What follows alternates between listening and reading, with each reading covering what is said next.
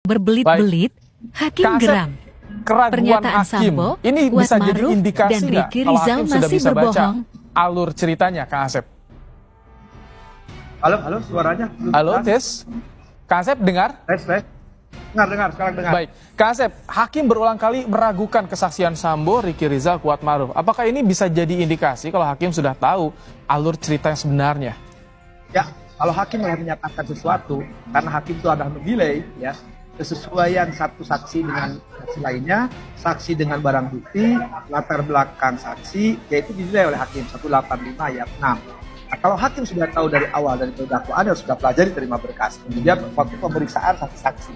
Nah, ketika menghadapi saksi yang tidak bersesuaian, hakim biasanya mengingatkan. Kalau mengingatkan, tetap masih ngeyel, ya, tetap pada pendiriannya, itu ruang hukum ada, jadikan saksi palsu. Tapi biasanya hakim juga manusia, ketika jengkel itu ya hakim sudahlah, ini ancamannya maksimal, gua paksa juga percuma toh, karena dia bertahan dengan pendapatnya. Kalau udah bertahan pendapatnya, ya dan kita tahu latar belakangnya, ya sudah. Biasanya hakim keluar kata-kata yang tadi bohong, tidak masuk akal. Tapi perlu dipahami, kata bohong dan tidak masuk akal dalam hal ini bukan pernyataan salahnya terdakwa, karena terdakwa diancam perkara pembunuhan, bukan perkara kebohongan yang selama ini kan dilaporkan tuh oleh penasihat hukum. Itu kan kebohongan, beda pasalnya. Karena mah ya, biasa hakim di ruang sidang ya, dan nanti lah Pak Handoko yang ahlinya bidang ini ya.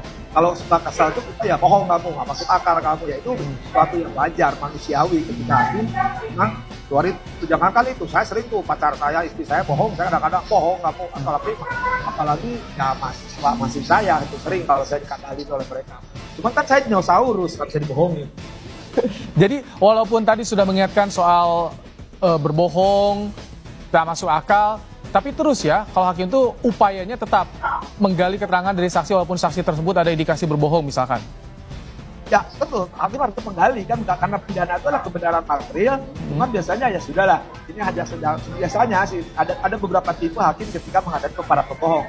Cara-caranya berbeda, kan ada yang kanan, ada yang bercanda, kadang-kadang juga ada yang ya, kadang-kadang juga ya sudahlah, cuma diperiksa juga gitu kan. Kalau aku suka suruh nyanyi, bohong suruh nyanyi. Ada cara-cara yang berbeda hakim dalam menangani kesaksian yang diragukan atau kesaksian yang diduga berbohong. Kita ke Pak Handoko nih.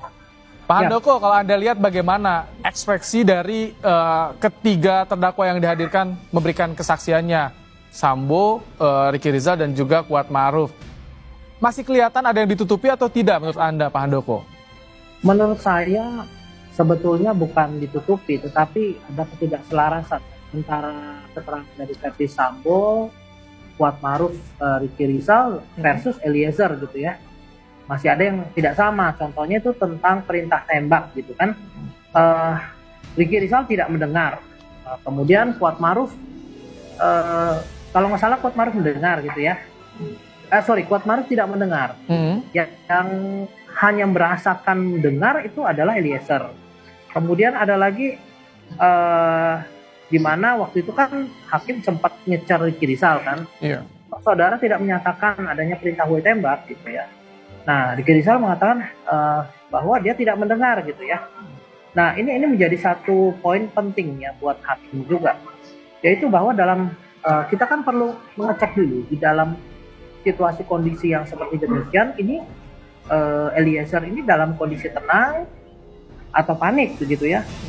Kalau kita tahu kan kadang orang lagi panik itu dia mendengar suara-suara lain gitu. Ya, suara-suara orang yang katanya membisik mesti begini mesti begitu gitu kan, padahal sebetulnya tidak gitu.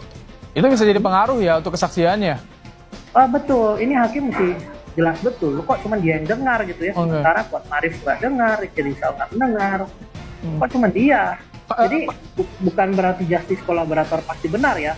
Artinya kan kita juga harus melihat situasi kondisi. Makanya kalau dari sisi psikologi kan harus ditanya dulu, ini Eliezer-nya tenang atau tidak tenang. Nah, kalau dianya tenang, dia bisa mendengar perintah itu ya seharusnya yang lain mendengar gitu ya. Kan pasti perintahnya itu kencang ya. Tembak itu bukan perintah yang bisik-bisik gitu ya. Pak Handoko, tapi bagaimana sih, apakah terbaca ketika hakim mengingatkan soal kebohongan, diingatkan soal kebohongan, apakah sudah terlihat perbedaan mimik mukanya? Tapi